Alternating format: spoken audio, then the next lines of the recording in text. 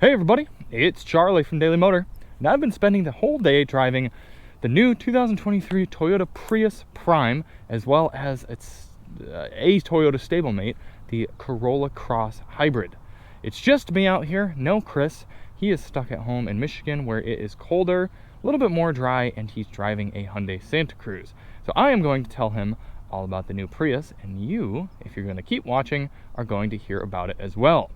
I haven't driven the standard hybrid Prius. This is the plug-in hybrid version. We're packing a battery that gives you 13.6 kilowatt hours of energy. That's not going to mean very much to you, Chris. So I'm going to tell you that that will give you about 39 miles of EPA estimated mixed driving in this XSE premium trim. In the base model with the smaller and more aerodynamic wheels, you might be able to stretch that to about 44. If you're doing highway speeds, it's going to be quite a bit less. You can charge it up to 3.2 kilowatts, which is also not going to mean much to you.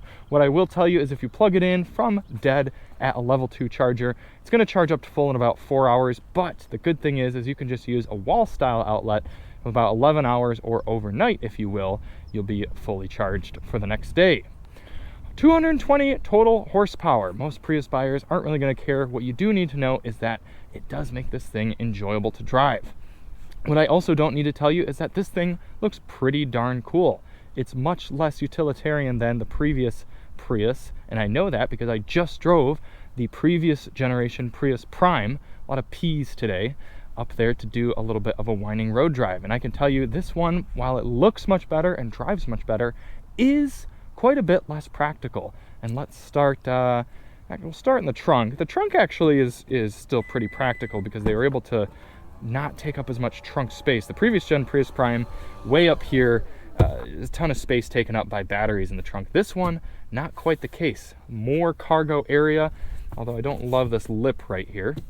In this $42,000 XSE premium model, you get a power trunk lid thing. I don't think you really need that. Nifty little door handles. This is the Toyota's, man, it's been a long day. The Prius's weakest spot is the back seat.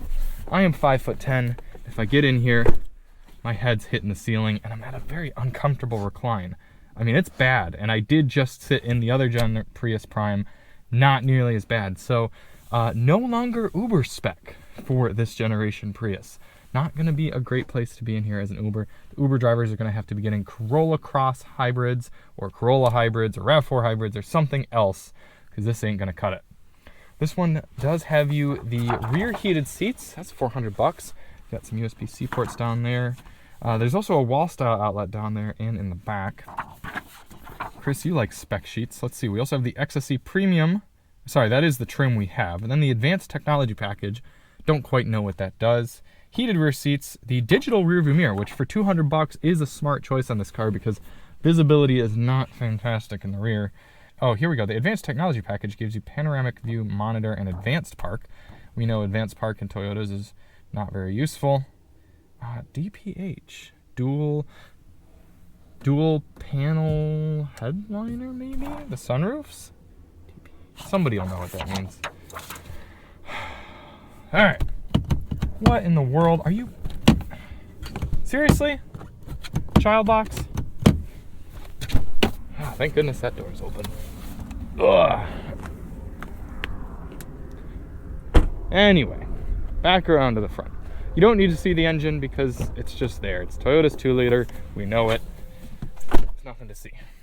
This has a lot to see, though. I quite like this area. Scoop myself up, bring this thing to life. You'll be a bit disappointed, Chris, to know that this generation of Prius Prime doesn't have a fun little startup sound like the old one did.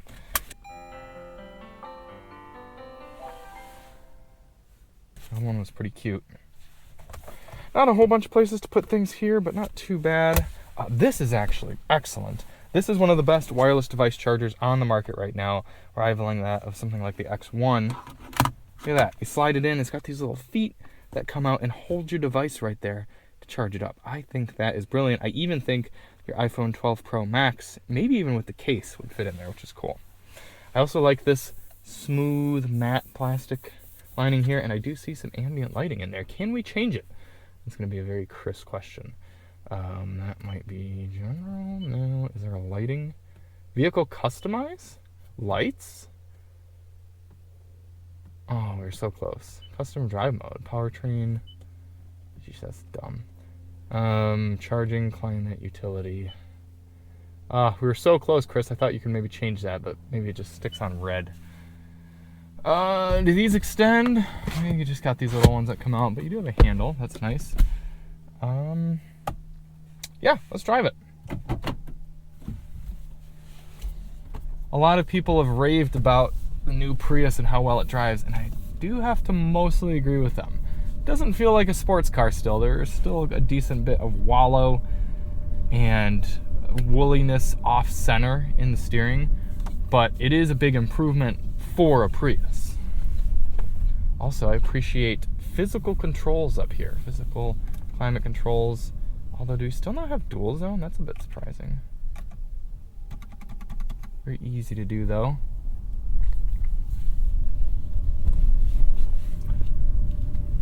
Get that going. There we go. Yeah. You can drop the wheel all the way down. I like having it up for the POV videos because it looks better on camera, but I really like being able to see over the wheel to that little gauge cluster up there.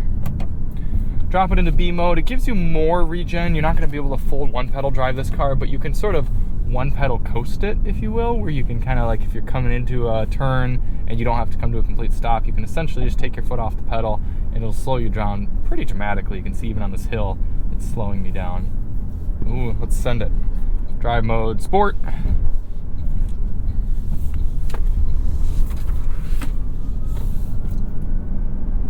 Yeah, speed. All right, that's electric only, but if we go into hybrid mode here,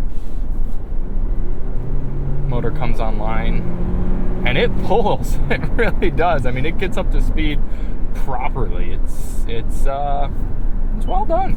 I have no complaints from the powertrain department.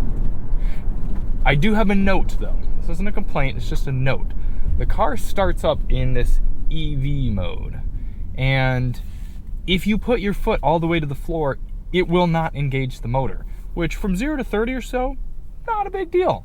But if you're trying to pass someone you're already doing about 50 or so, or say there's an emergency type situation where you see somebody coming up behind you and you need to get out of the way fast, it is a bit of a bummer that there's no kickdown switch, kickdown button at the bottom that a lot of other PHEVs have to fire up the gas motor.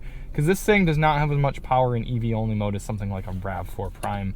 It is better than the previous gen model, but we'll take off from this light here and suck up some battery and I'll kind of show you. Full throttle. So it gets up and goes, but like I said, that's above 50 or so, it does start to peter out. And then if you were in an emergency situation, then you'd have to press a button in order to get your engine on. The button I'm going to press right now is the EV charge button. That's going to actually give me a little bit of electricity built up in here so that we can use more of it later. The 2-liter really is quite a bit more refined in this version of the Prius than the previous one. Big improvement. I mean, the whole thing is just so much better. It really is. Aside from the usability aspects in the rear seat. Other than that, universally better car. And it should be, because it costs a good bit more. I mean, $42,000, you could get yourself into a RAV4 hybrid, a pretty well-spec'd RAV4 hybrid at that point. Front-wheel drive only for the Prius Prime. The hybrid one, you can get optional all-wheel drive, but not happening in the Prime, which is interesting because the Prime makes more power. Hey, look, it's a Cayman S. It knew that I was doing this review for you, so it decided to spawn. And here's an old Buick for me.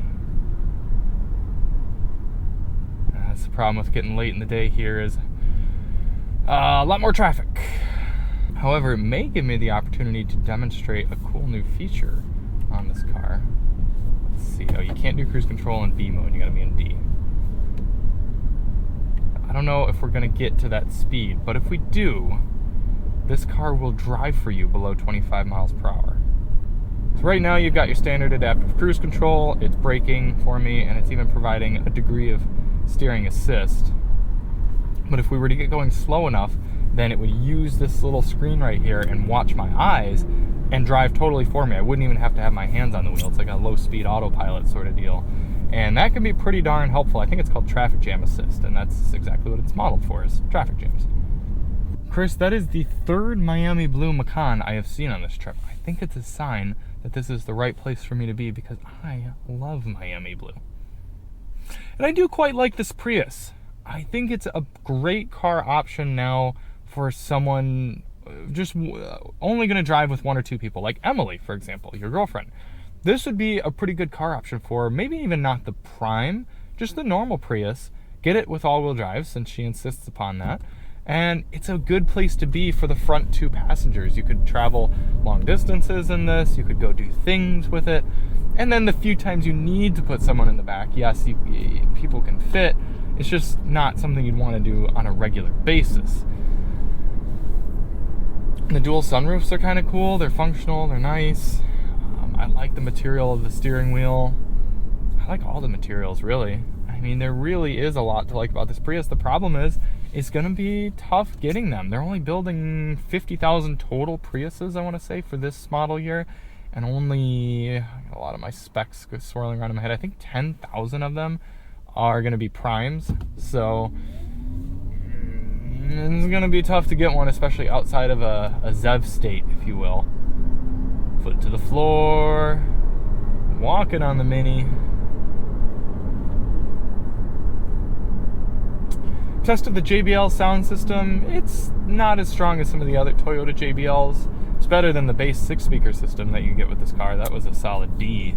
But this one is high C.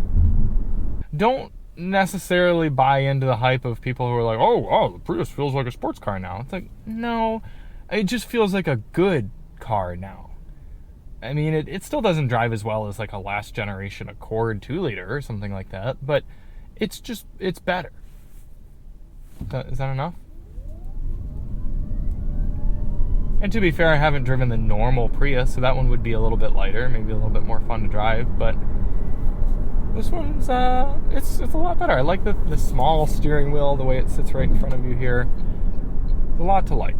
You won't appreciate that you can't manually shift it, but maybe you won't care since this is just a CVT anyway and doesn't have real gears. The ride quality is really good, and the build quality is really good. Those are the best things about the car, I'd say. All right, well, thank you all for watching. Thank you, Chris, for holding down the fort at home. Let's hop on out, take one last look at this thing. My nose is getting sore from the camera sitting on it all day. Here it is, Prius Prime. All right, we will see you all on the next one. I'm Charlie from Daily Motor, and as always, Prius on.